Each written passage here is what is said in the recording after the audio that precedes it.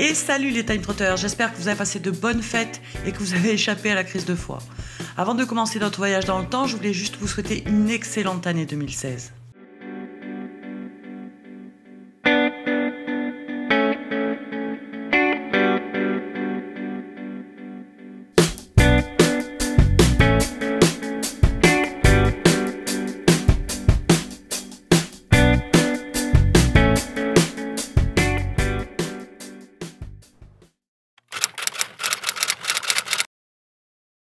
N'en déplaise aux hipsters d'aujourd'hui, il y a quelques décennies, se raser de près faisait partie du quotidien de la majorité des hommes.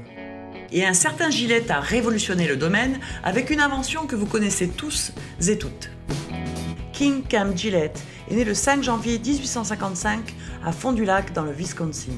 Il passe toute son enfance à Chicago, mais dès ses 16 ans, il déménage à Boston suite au grand incendie qui a touché la ville. Pour info, le grand incendie de Chicago n'était pas un vulgaire feu de poubelle. Il y a eu plus de 300 morts et 100 000 personnes y ont perdu leur habitation. Rien que ça. Mais pour en revenir à nos moutons, dès l'âge de 17 ans, il devient représentant pour l'entreprise Crown Cork, une entreprise spécialisée, entre autres, dans la fabrication de capsules de bouteilles. C'est son patron, William Painter, qui va alors lui souffler l'idée d'inventer à son tour un objet consommable à la manière de ceux qui sont produits dans son entreprise. Dès lors, il est obsédé par cette idée et c'est en 1885, un matin devant son miroir, qu'il pense à inventer un rasoir à lame jetable. Baptisé Safety Razor, il est persuadé que sa fortune est faite. En septembre 1901, il crée à Boston American Safety Razor Company. Et en 1902, il la renomme Gillette Safety Razor Company. Un tantinet mégalo le garçon. Vendu 5 $ l'unité, environ 140 $ d'aujourd'hui, et 1 $ les 20 lames, il vendra seulement 51 rasoirs et 168 lames la première année. La société sera alors endettée de 10 000 $. Mais en 1904, après un repositionnement tarifaire et des investissements publicitaires, une compagnie lui fera une première grosse commande de près de 100 000 rasoirs et 125 000 lames. Puis en 1905, 250 000 rasoirs et 2 millions de lames seront écoulés. Gillette ouvre alors un point de vente à Londres et de nouvelles usines à Paris en 1905, au Canada en 1906, en Allemagne en 1908 et en Angleterre en 1909. Lors de la Première Guerre mondiale, le gouvernement américain qui équipe ses soldats d'une trousse de toilette lui commande 3,6 millions de rasoirs et 36 millions de lames. En 1925, Gillette compte déjà 44 filiales à l'étranger, en Europe, en Asie et en Amérique du Sud. Pour le 25e anniversaire de la société, en 1926, Gillette annonce 60 millions de rasoirs vendus et 3,5 billions de lames. Gillette finit par se retirer de son entreprise en 1931 et meurt à l'âge de 77 ans le 9 juillet 1932 à Los Angeles. Pour l'anecdote, les nouveaux codes de la mode ont fait baisser les ventes de rasoirs en 2013, même si cela a été contenu par l'autre mode qui consiste à se raser le corps. Allez, on continue notre voyage dans le temps avec quelqu'un qui pour moi est un maître dans son domaine, Monsieur Hayao Miyazaki. Ce virtuose de l'animation est né le 5 janvier 1941 à Tokyo. Sa passion pour les mangas commence dès 1956 pendant ses années lycée, et tout particulièrement les mangas d'Osamu Tezuka. Vous savez, celui qui a réalisé Le Roi Léo et Astro Boy. D'ailleurs, il adore reproduire ses dessins. Mais c'est vraiment quand il voit le premier film d'animation japonais en couleur à l'écran en 1958, Le Serpent Blanc réalisé par le studio Toei Doga, qu'il sait qu'il veut devenir animateur. En 1959, il rentre à l'université de Gakushuin dans le quartier de Shinjuku à Tokyo. Il va vouloir faire partie d'un club de manga, mais ne va trouver qu'un club de littérature pour enfants. À sa sortie de l'université en 1963, il est diplômé en économie et sciences politiques. La même année, il rentre chez Toei comme animateur intervalliste. Mais je vais vous expliquer ce que c'est plus en détail. Les images importantes d'un mouvement sont dessinées par un animateur clé. L'animateur intervalliste intervient sur toutes les images manquantes, bien plus nombreuses, afin d'assurer la fluidité d'un mouvement.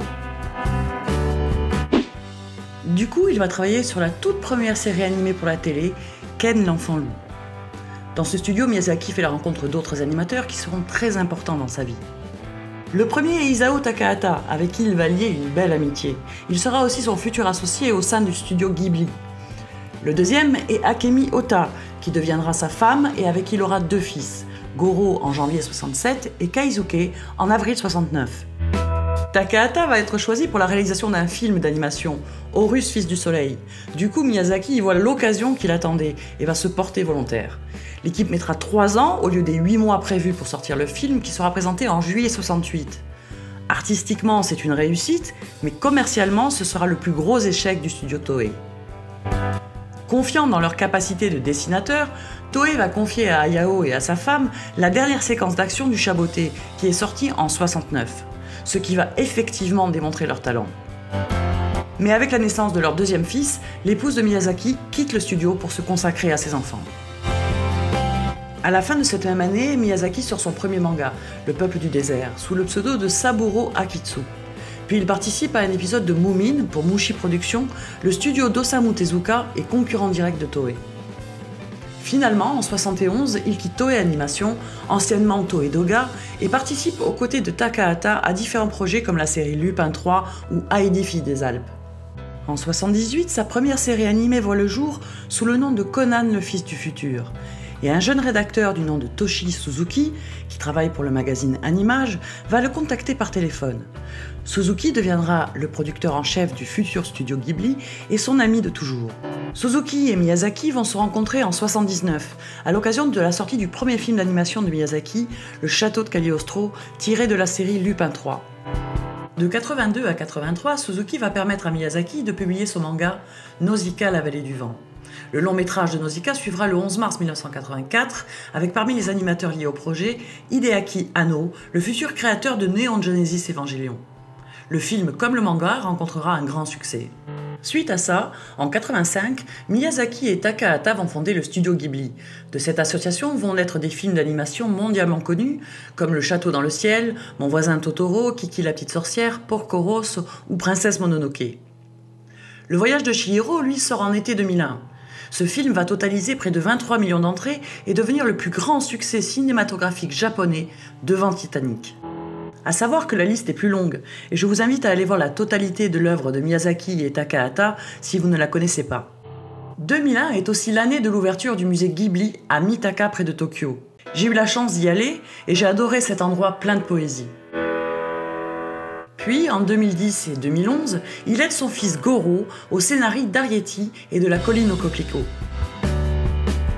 Enfin, quelques semaines après son dernier film Le vent se lève, Miyazaki annonce à presque 73 ans qu'il prend sa retraite en tant que réalisateur de long-métrage.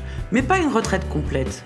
Il dira lors d'une conférence de presse « Je souhaite œuvrer au moins 10 ans de plus. Je vais être libre, ce que je voudrais faire, je le ferai. » Et voilà, c'est déjà fini. J'espère que vous aurez apprécié ce nouvel épisode. De mon côté, je ne suis pas passé loin d'une entorse de la langue avec tous les patronymes japonais que j'ai dû prononcer. Et comme vous pouvez l'entendre, j'ai la voix un tantinet cassée. Et surtout, n'oubliez pas de me donner un coup de pouce vert et si vous voulez vraiment me faire plaisir, partagez et commentez cette vidéo. Et aussi bravo aux 2 gagnants du jeu d'indices sur Twitter. À très bientôt les amis.